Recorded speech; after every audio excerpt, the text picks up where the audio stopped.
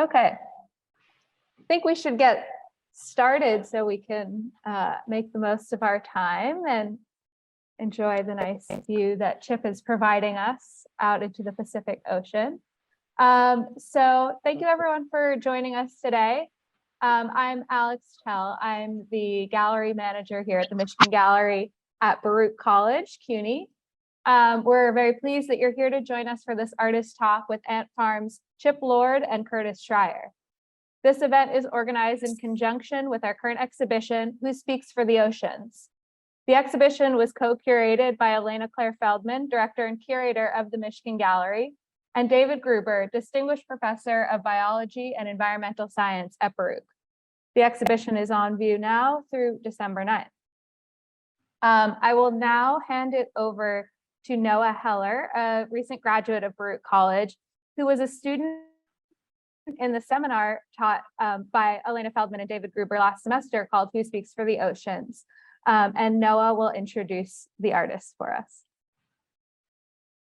Hey everyone, thanks for coming. I'm really happy to introduce Chip and Curtis to you today. They're two very special people who I happen to have a common passion with, dolphins. I've been fascinated by these majestic creatures from a very young age, so I'm honored to be here with you all today. In 1968, Chip Lord, Curtis Schreier, and Doug Michaels founded Ant Farm, a multidisciplinary artist collective that was based in San Francisco, but later moved to Houston, Texas. Their work included alternative architecture, performance, video, and more. Some famous projects include Cadillac Ranch, a public sculpture piece in Amarillo, Texas, and others like Inflatables, House of Century, and Media Burn. Although never actually coming to fruition, Dolphin Embassy was the group's ongoing speculative research project that involved communicating with dolphins and whales. The goal of the project was to create democratic relations between humans and cetaceans by interacting with them in the wild. This was contrary to the work of scientists like John C. Lilly, who were bringing dolphins onto land in order to study them and understand their communications. The Dolphin Embassy tried to steer away from the anthropocentric view that most humans tend to take when approaching animals. They aimed to meet the dolphins in the water where they were. Ethics played a front and center role in the embassy's approach to interacting with dolphins, and the project encompassed architectural designs for cohabitation, documentary films, and using video as a way to communicate between species. For example, in 1974, they created the Gray Whale Listening Station, which was two hydrophones that were placed in the ocean. It was a live extension of the sea onto land, and people were able to listen from the shoreline. I really think their ideas are beautiful, encompassing true respect and dignity toward these creatures that have proved to be intelligent and emotional time and again. So without further ado, I'll pass it on to Chip and Curtis. Thanks so much for joining us today. Great. Okay, thank you. Thank you so much for that introduction, Noa. And thank you so much to Chip and Curtis for joining us from California today. It's a real delight to have you in conversation about this amazing project, the Dolphin Embassy. So I am going to share some images that we have on display in the exhibition of Dolphin Embassy, so we can talk about these. Okay, this is an illustration of a working research platform that I have called the John Lilly, because Dr. Lilly was the big inspiration for us to make the project for the Dolphin Embassy, and to actually make the Dolphin Embassy into an institution that could probably actually be and do some work about communicating, at least finding out how they communicate, and maybe even setting up sort of an alternative to the usual relationship we have with sea creatures, which is to eat them. We were given space in Esquire magazine in 1975, and that was essentially the goal was to make a good-looking illustration that would illustrate our principles.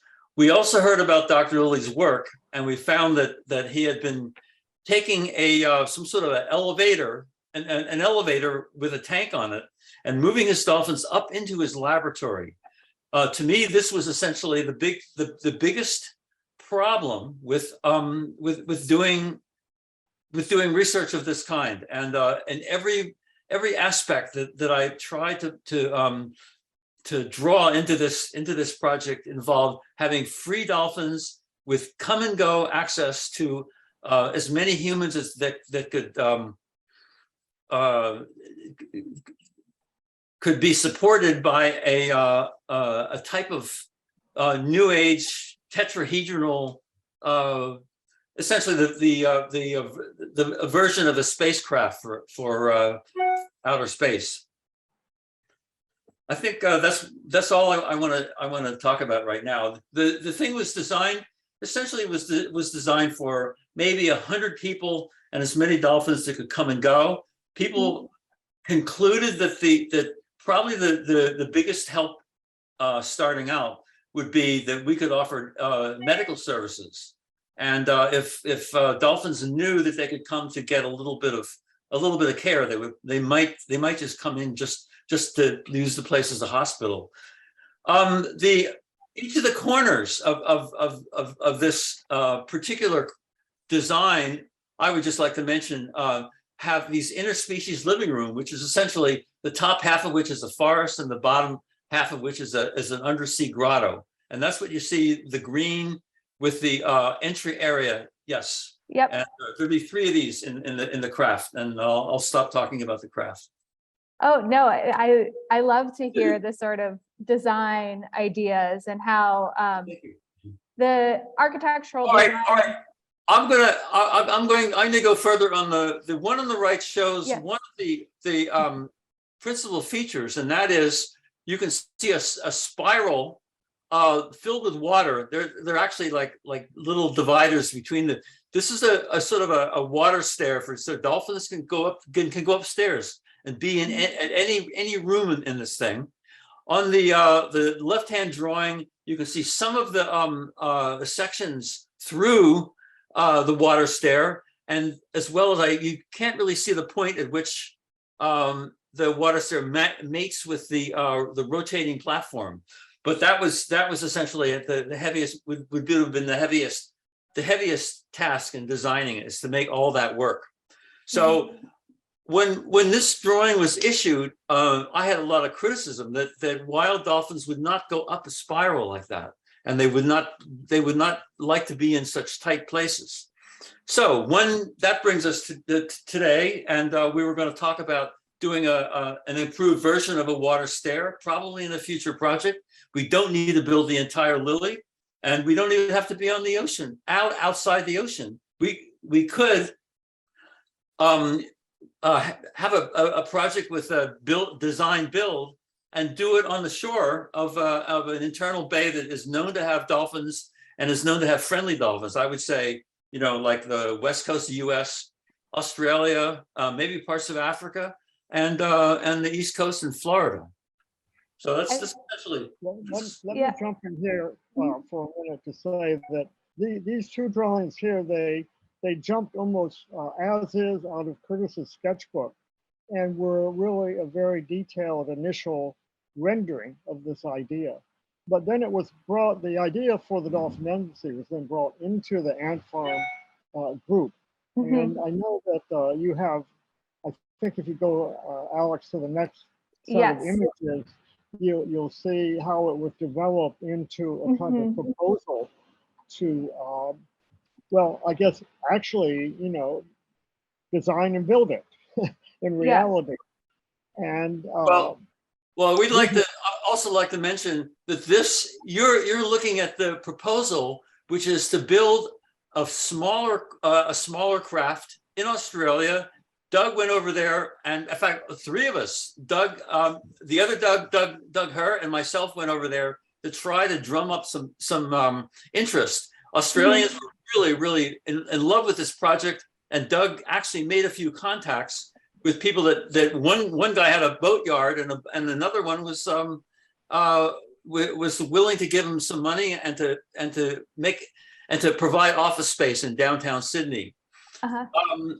But the goal of this would have been maybe a small floating craft that would maybe take 10 people, and so a tenth would be a tenth of the size of the proposal in the magazine. The original, yeah.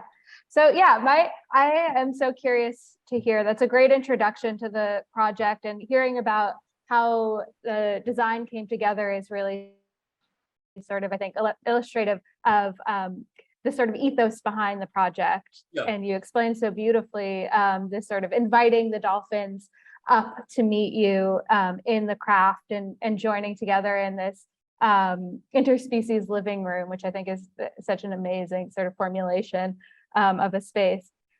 So I'm curious, yeah, what the public reaction was like to this project when you first put it out in Esquire magazine, and when you sort of brought this this kind of proposal, put it together. Was it hard to get funding for it? Were people skeptical of this as a sort of feasibility, or was it met with, I don't know, another kind of reaction from funders and from the public? The only thing that I know, I wasn't with Doug when he was deep in the fundraising of this in Sydney and in other parts of Australia.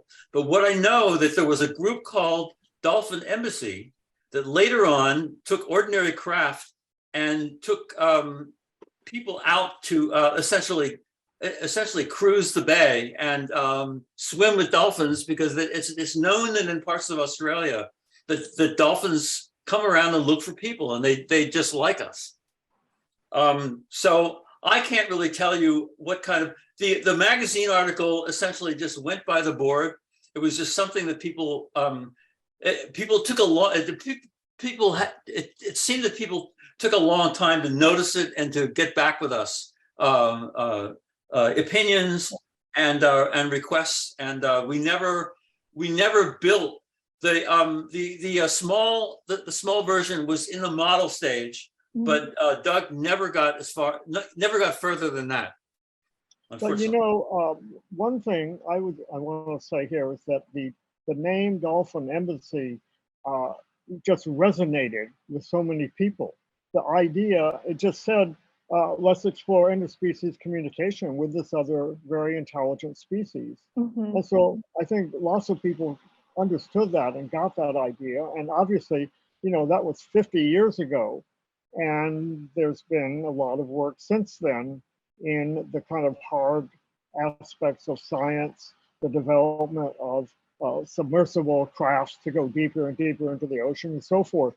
So, you know, it didn't, in a sense, it wasn't a failure that it wasn't built as the way it was originally envisioned, because it has a legacy that carries over to the present moment. Yeah, absolutely. And I think that brings me to the next thing I really wanted to talk about, which was the sort of the use of media in the project and all of the different forms that this project took. Media was important. I mean, I think in all of Ant Farm's work, but also I think you can really see in these proposal images the way that, you know, you're using synthesizers and hydrophones and televisions, video displays, and as part of the Dolphin Embassy, but then also it is sort of as part of the larger project. I know that you filmed a lot of your work and were making documentaries, and had a cable access television show, I believe. Is that right? This is to sort of communicate these ideas and disseminate them.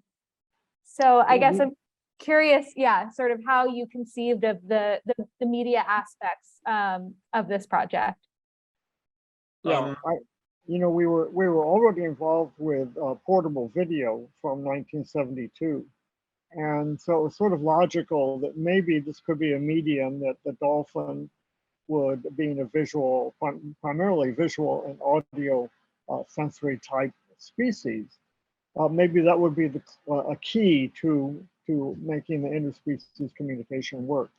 So I think Curtis could talk more about what this illustration we're seeing in that regard. Okay, I will fill in here. I know we know that most cetaceans can handle two sound and hearing channels. They essentially use it to build a like an image of what they see with their native sonar. And I would say it would be a very simple thing for a dolphin to do would be to handle the speech in two separate tones and control the X, Y of a cursor on the screen. So we would have dolphins essentially drawing and maybe even writing if they really had the inclination to do this. That's the whole idea was to map the dolphin's experience into our visual experience, because it's about our eyes are about where the dolphin's ears are. And did you conceive of a way for sort of humans to translate their experience back to the dolphins, or was it more of a project of sort of listening to the dolphins and understanding their experience? Well, there is a lot of that being going on right now. There's a thing about, there was another guy, Herman, Louis Herman was a contemporary of John Lilly. He thought he was a different type of scientist, and he actually taught his two captive dolphins a language which is a lot like Hawaiian. And he chose Hawaiian as a model because it had 17 syllables in it. And he could make real statements, and he could say, is the ring beyond the book? And the dolphin would say yes or no according to how he put these objects in his pool. So he knew that he was actually teaching and receiving a signal from this creature that helped him classify how one could understand communicating with a dolphin. So that's why I kind of that's essentially his success in that told me to go and try to map the audio of the dolphin with the visual of the human. Yeah, there seems to be something that's kind of like stubborn about like Lily's approach to communicating with the dolphin is sort of like this need to be in this language based and translate back into human experience. And I think this project is such a sort of beautiful rejection of that sort of the limitations of stubbornness. That. Yes, exactly. And I mean, we need language, but beyond that, we also have to know what we're saying. Yeah, and we have to understand that language has its limits, and in order to actually engage with, in order to create interspecies communication, maybe language, that requires exploring the limits of language. Thank you. Yeah. That's right. So yeah, I think it's also really interesting to think about this in sort of relation to Ant Farm's larger work that deals with communication networks. And I'm thinking about projects like Truck Stop Nation, which was happening sort of concurrently, which was sort of, I think, conceived as like a sort of proto-internet traveling across the country and creating these new networks, and thinking about how a lot of this is happening around the same time as Stuart Brand's Whole Earth catalog and these other experiments and sort of building these new networks of communication. So I'm sort of curious, like at what point the idea of interspecies communication came up for you, and if it was a sort of felt like it was a sort of logical next step in these other forms of communication networks, or if it was, you thought of it as a different thing altogether. Well, we studied as architects in the 1960s, so there was no real theory behind architecture, or at least not within architectural education. So at least on my part, I felt like the Whole Earth Catalog became a kind of postgraduate curriculum, if you will, and it included forms of more general communication and specifics of video and other forms of media. And you mentioned the truck stop network, which was, so again, a kind of conceptual community idea that would be built around a mapping for people who were constantly on the move. At that time, we thought of it as in gasoline-powered vehicles, often built on the back of trucks or Volkswagen buses.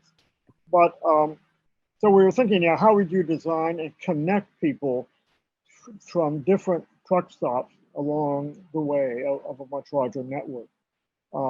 So these were all, I think, utopian ideas to a certain degree. And, again, that was 50 years ago. So some of them have arrived. Some of the technology has arrived. And we're still grappling with the social, political, and cultural conditions We haven't barely communities. stepped our toe into the water of this communication business. I mean, you look what happens when a major guy buys a complete human to human talking agency, and tries to control it. Okay, I'm sorry. Let's go to the next image. Yeah. So this, I believe, is the logo that you designed for the project, Curtis. Do you want to tell us about sort of your process here and what you were trying to convey with this logo? Yeah, I needed something that would actually tell the whole story, and the story would be best told with having, let's say, an exemplary dolphin and an exemplary human doing something in the same space that would essentially tell the world what this was all about. So the only thing I could come up with at the time was to make a DE for Dolphin Embassy. We wanted to make this thing into an embassy. That was the nation of cetaceans and the nation of humans had the right to essentially represent themselves in the water and on the land in various ways. And so that's how the logo came up. And I just, I've had graphic experience. I've done stuff with letterpress and linoleum cuts and silkscreen. So that's how I got what you see. Now, Doug's girlfriend, she made a version that had a more visually woman-looking human in there, which is just fine. It's going to happen. An important corollary. Yeah. Yeah, I would love to sort of think about the idea of the embassy too, and the importance of that term to the project. Now, you mentioned that people sort of really latched on to that idea from the start, and it's so evocative.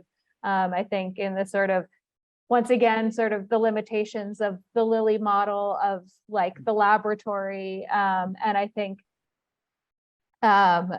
this sort of idea of diplomatic relations happening in a space. And so I would love to like look once again at these designs and sort of if you could or show us maybe, Curtis, the stairs that you're working on, which I think really beautifully demonstrate this idea of this invitation and this diplomatic approach to communication. Okay, you're going to have to give me the visual. Yeah. Okay, I'm going to stop this. Full screen. You're going to have to give me a full screen. Up higher. Raise it up, Curtis. Yeah. Okay. So, you can barely see it. Can you give me a larger screen area? Hopefully now, if people can put it on speaker view, everyone will see Curtis. Okay. Yeah. Okay. What I was going to point out with this is that this drawing shows the dolphin water stair being mounted as above the fins that actually hold the thing up. And this is a very quick drawing. And what I just did a little while ago was this version that has. Okay, I got to get this right. Okay, there. Yep. I mean, the bottoms of the stairs are level, but the dolphins are going up, and they can go downhill as well. The purple is the dolphin.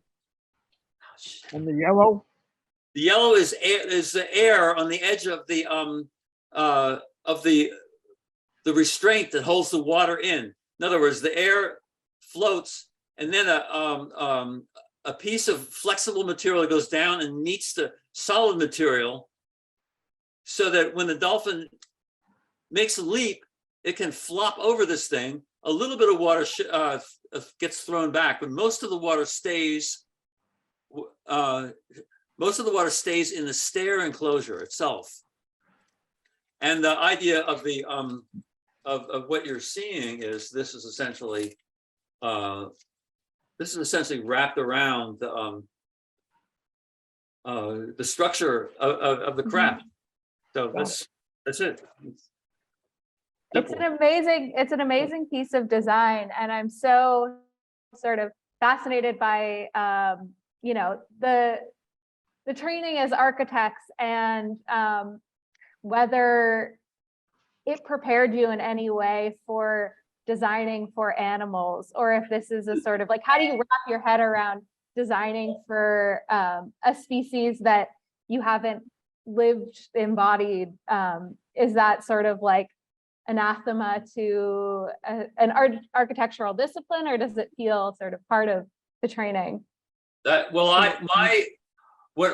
I was did my thesis project at school, I did a model of the federal government for Washington, D.C. for tourists. And I almost didn't graduate because you didn't do that in 1972. Architects didn't do that in 1972. Now, I met a friend in New York that his architectural thesis had involved making an environment that was essentially a blow up of a microscopic view of parts of the body. So you could actually travel through the body of a living creature, almost as if you were in the submarine of the well, what's the name of that movie? You know, the Fantastic Journey with Rick Welsh. So, and I'd like to add here that architects, of course, need a client to work. That's differentiates the architect from the artist in a way. So why not limit it? That shouldn't necessarily be limited to just human species. Why not? The client could be another species, and then it would be the job of how you communicate with them back and forth. So I think it's that simple interpretation of the basic architectural contract of architect and client, designer. Totally. Yeah, that's a great answer. Yeah, the first vector besides in the sea will probably be pets. We know about our dogs and we know about our cats, but we don't actually ask them in a structural way what they want and how they love it. Yeah, and we sort of put them in our own architecture. Yes. Yeah. And as opposed to giving them an architecture that maybe is more suitable to their needs and desires. Yeah, maybe we could go to the gray whale listening station. You have the. Let me move forward here. So yeah, can you tell us about this project? Yeah, this was a kind of spin-off project from the Dolphin Embassy, in the sense that Stuart Brand was an advisor to the governor of California, Jerry Brown, and we proposed an idea that the state might want to set up a series of listening stations along the coast, because the gray whale migrates from far north of California to actually to Baja California. And it would be great if people could go to a listening station and actually hear the whales as they pass by. However, there was one thing we failed to check on was, or research adequately, was the vocalization of the gray whale, which they turn out to be the least vocal of any whale species. But we were using a hydrophone to construct that prototype, and the governor did come to see it in action or hear it in action. And this opens up an interesting sort of portal through time, because 2 or 3 weeks ago, there was an article in the New York Times. Here's the title: "Smart Buoys Aim to Reduce Whale Kills." Smart buoys, you can look it up easily. But it's about how organizations have installed hydrophones off the coast outside the Golden Gate. And the hydrophone can detect when there are whales, more than one, and more than one individual species of whale in the area, and send a warning to ships, commercial boats in the area, to either slow down or just be aware that they might hit a whale. And it's called, the project is called Whale Safe. It's a detection system to warn large ships. And they have one off the coast of San Francisco and also, I think, near Santa Barbara. Just an example of that 50-year kind of transposition of the idea. And listening to the whales is the first part. And it's actually where your exhibition begins, like the song of the humpback whale. Yeah. Paying attention and listening to those vocalizations is kind of where this began for the students, I think. Absolutely. Yeah, that is the sort of basis of the exhibition, and Roger Payne's album Songs of the Humpback Whale. And it's so interesting that you bring up this smart buoy project, because it sounds like, that's an important thing to have in place, an important sort of parameter for helping the whales. But the ethos does feel very different, at least in my understanding, and tell me if I'm misreading your project, but that, the smart buoys seem to be in place to enable the humans to keep doing exactly what they're doing, and maybe just avoid the whales along the way, but continue on, without sort of regarding understanding the whale. You don't have to listen, you just have to know that the whale is there. And the ethos of the listening station really feels like it's about this sort of opportunity for connection, for sort of you're there for the experience of sharing the space and with the whales, as opposed to just trying to avoid, which also, is necessary, but. Yeah, it's two sides of the same kind of idea. There's a number of places where you can go out on a boat to whale watch during the migration period, and that's sort of subject to chance. So this is just kind of, the gray whale listening session would have extended that idea of observing, an amazing large cetacean in their normal environment. But what we did here was all kinds of shrimp. The hydrophones were maybe about 10, 20 meters apart. And because of the fast sound transmission in the water, it was as if they were right next to your ears, and you end up with stereo clickings of just about everything off the coast of Point Reyes. There it was a wonderful, the times when we had both buoys out and the stereo from it were just enlivening. So what we were hearing was the food for the gray whales, not the gray whales themselves. It's so good to hear you talk about that, though, because one of the things that we're really contending with in this exhibition is, you know, the whale is, it's such an alluring figure, and it's really easy to sort of capture people's imaginations when it comes to the whale, and that the other marine creatures often, you know, get ignored or thought of as food, both for us, and I know you said this at the beginning, most of our relationship to marine animals is eating them. And so, yeah, I wonder what the sort of your reaction was to hearing the sounds of the shrimp when you, was it like a sort of a disappointment, or, you know, is there also sort of fascination with the vastness of life in the ocean as well? It didn't make me hungry for more shrimp. No, no, I just wanted to, I mean, these creatures have their own worlds under there. There's a group of Indian, there's a tribe in north, way on the very edge of Washington, that has permit to take one gray whale as a tribal hunt, in a tribal hunting expedition. I don't know if they do that now, but at the time they had just negotiated to try to get that right back.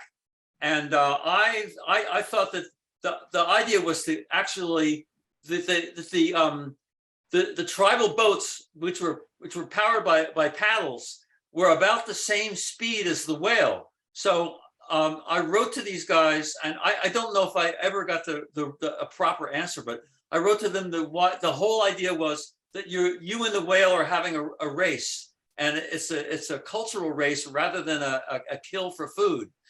And what I had proposed to them was to get a device with a long pole, and this maybe essentially a rubber stamp and some special ink, so you could mark the whale with some sort of a stroke, and that would be essentially the change of tribal condition. That would be the new goal of the encounter with the whales, was essentially to find a whale, to come up to it, to essentially have an interaction with it of some kind, and then just, you know, that would be essentially broadcast to the world as a new way of treating our animals.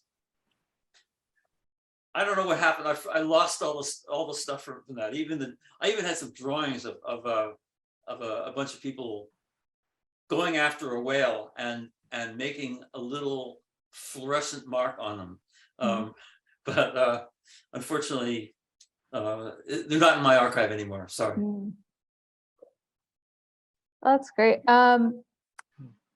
So I guess next we could talk about the sort of more recent iteration of the Dolphin Embassy project, which was done with the firm WORKac for the Chicago Architecture Biennial in 2015.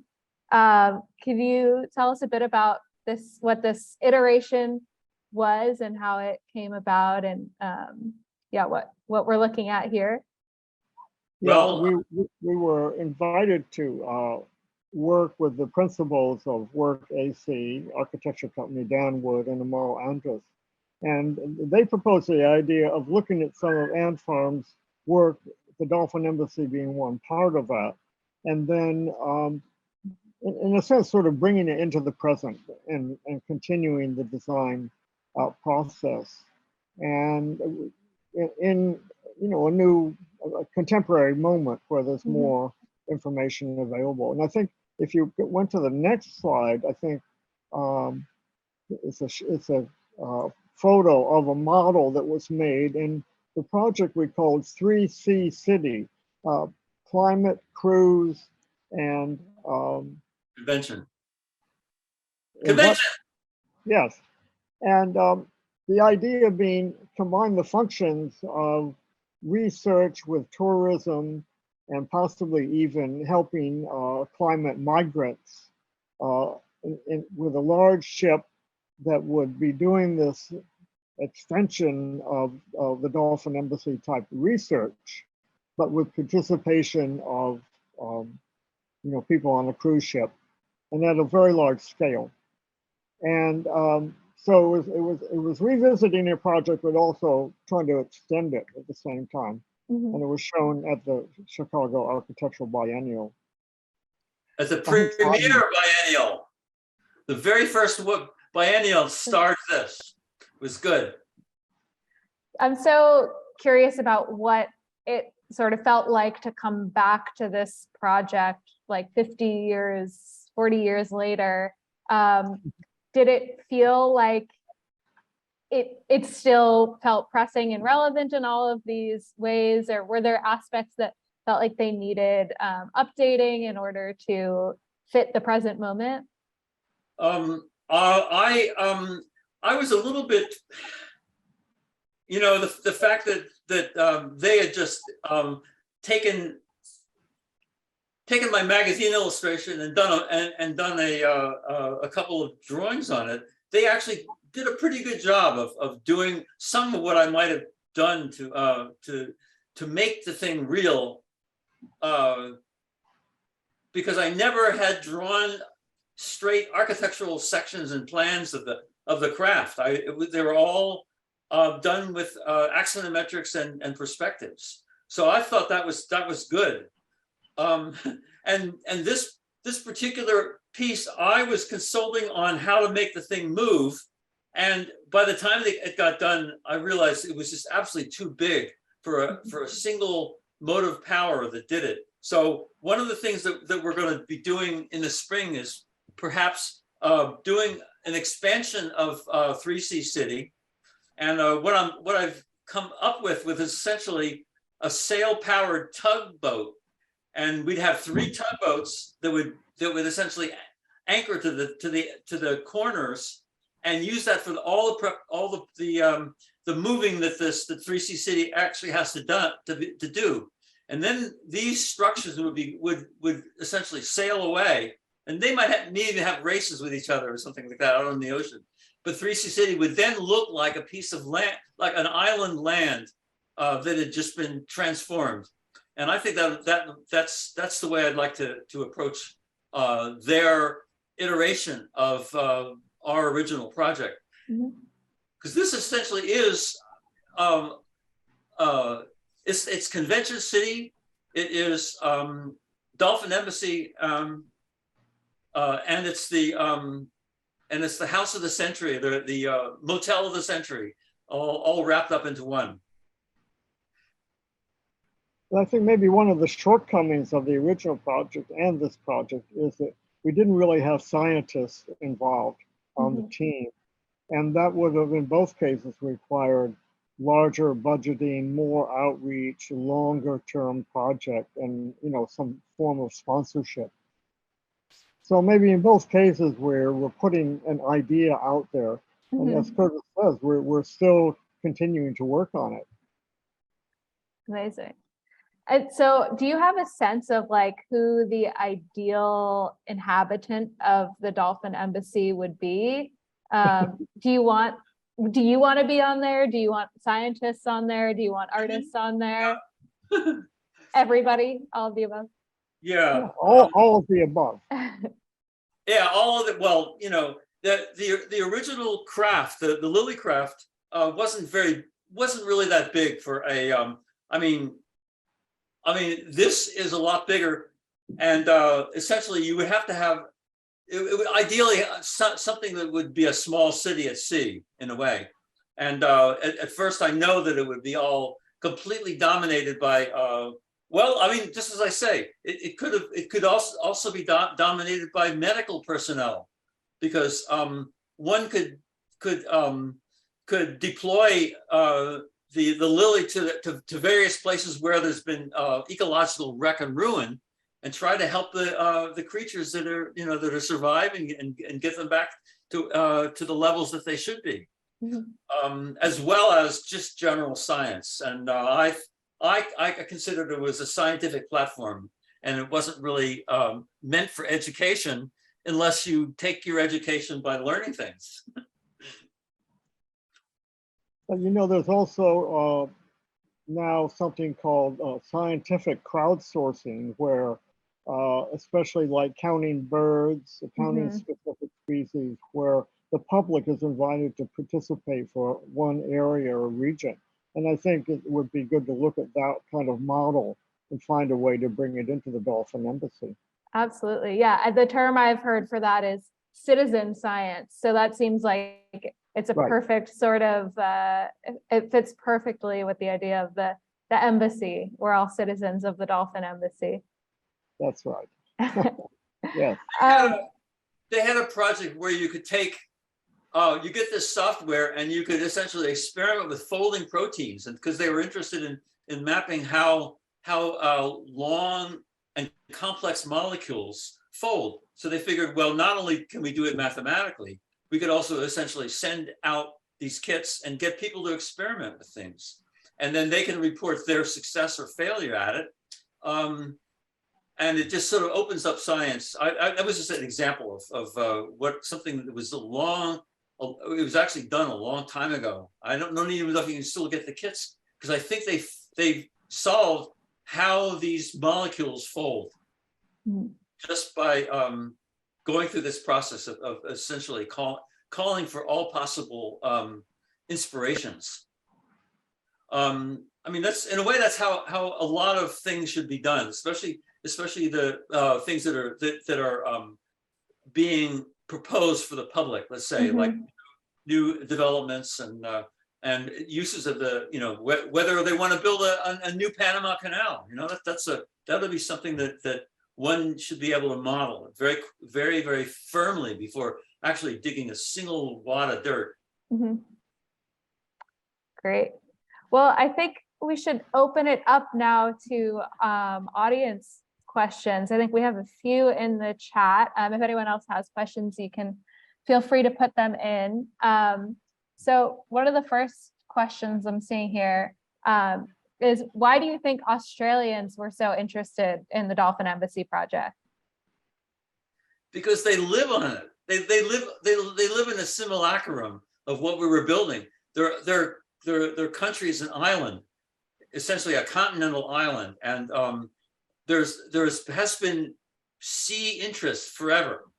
Now, our partner Doug, he apparently got word of a movie being made by PBS that did a documentary on a group of human whale catchers from the 19th century that essentially worked out of the east coast of Australia, who had while harpooning whales met a pod of orcas, killer whales, and the killer whales.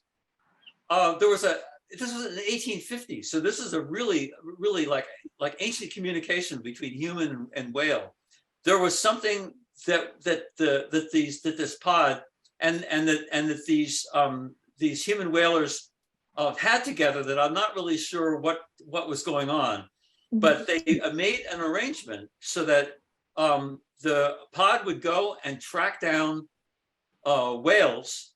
The whalers would kill the whales and would share the blood, the meat with the orcas. And apparently, I don't know.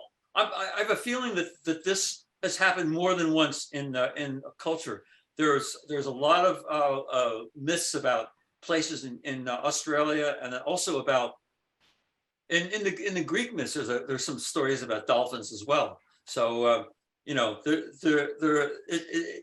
just, the idea of putting Australia in a place like this. There's a lot of stuff going there, and then the whole nation, although it's a desert, it's a complete desert in the middle, is a very lush, and it has a very lush coastal life, put it that way.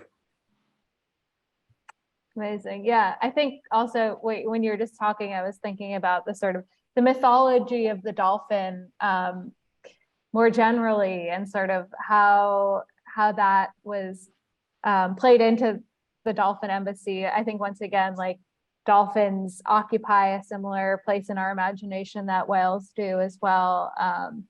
But there are also sort of these scientific reasons why dolphins are an interesting sort of interlocutor to humans in the communication. But I think, this mythology certainly, or I wonder if it plays a role in this sort of enduring importance of the Dolphin Embassy in people's minds.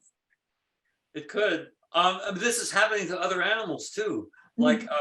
Like now we're not quite able to get total conclusions, but things like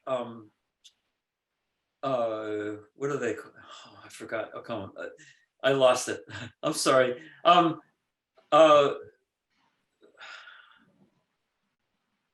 Chip, what? Next question. Yeah. They don't have any bones. They're sea creatures, octopuses. They have an amazing brain that's essentially divided up into 8 chunks, so that they can probably think about 8 different things at once. So we're learning that in this world that we live in, there are so many different kinds of intelligence, and we're just on the step. If we can keep the war mongers away, we're on the step of realizing brand new types of inspiration about what's going on in our world, and the ability to do a lot of things with the animals we're living with. Great. That is a perfect segue actually into another question in the chat from Erica. In the living room, are other creatures welcome? And if so, are they in the interaction? Is the question. In the interspecies living room. The interspecies living rooms. Oh, I'm quite sure dolphins are going to be eating some of these creatures. Thanks for all the fish. So that's something that would probably have to be worked out. We were thinking of the interspecies of human and dolphin, but that's like the top end of. We think we consider it a top end. Great. And then another question from we have from Noa. She was looking, I believe, at the Dolphin Embassy logo. I can put it back up. And her question is there a reason you made the human facing downwards and not upwards in the logo? Why not have the human mirror the dolphin? So let me pull that up again so we can look. Yeah, let's look. Oh, you mean in the upside down position? Mm-hmm. Well, in the ocean, you're not really upside down, and also it seemed like the best graphic way of getting a D and an E to link up. I could have turned it around and put the 2 heads at the top, but it just seemed it balanced out better to have these two were like they're swimming like crazy and swimming and just essentially almost touching and beaming thoughts to each other with all the dots that are in the structure of the logo, and they're not thinking about whether they're upside down or right side up. This is in the water. Good point. Okay, great. That's the view of the designer. Great. Well, I don't think we have any other questions from the audience now, so I think we can end it here unless there's anything else that you two want to add. Well, I'd like to say, just mention the title of a book, Speaking for the Trees, by Diana Beresford Kroger, is, let's say, a version of understanding in a depthful way the value of trees. And we know in the time of climate change, we have to plant a lot more trees to make up for all of the CO2 we're putting in the atmosphere by burning carbon. Yeah, and trees are also, we know, communicate with one another. So there's a lot of sort of intraspecies communication, but other sort of forms of extra human communication happening. There's another book that was written years ago, which I never read, but I was fascinated by the title. and that was called "Do Trees Have Standing?" And it was all about how a forest could take on legal cases. And I don't, it's just, something to look into. Just look it up and see what comes up. Do trees have standing? The standing of a in a legal case is the fact that you're able to present your case to a legal body and get a judgment on it. So we have to stand in for the trees when we want to save our forests. Up to now. Absolutely. There's also a novel called The Overstory that sort of narrativizes all of these as well. There's a lawyer who defends the trees and a scientist who studies tree communication. So another reading recommendation as we transition towards. Probably read that other book. Yeah. Okay. I'm also going to add to the chat a video of the gray whale listening station. So if anyone wants to watch that later. More homework. More homework, exactly. Well, thank you so much, Chip and Curtis and Noah. This was such a pleasure to talk to you about this project. It's such an inspirational. Thank you for such a dry portal for such a wet subject. You're welcome. It was really my pleasure. And if anyone is in New York and you want to come see Who Speaks for the Oceans, it's up until December 9th. You can see works from Dolphin Embassy along with 15 other artists thinking about these questions. So we would love to have you. Thank you so much. Thank you. Thank you.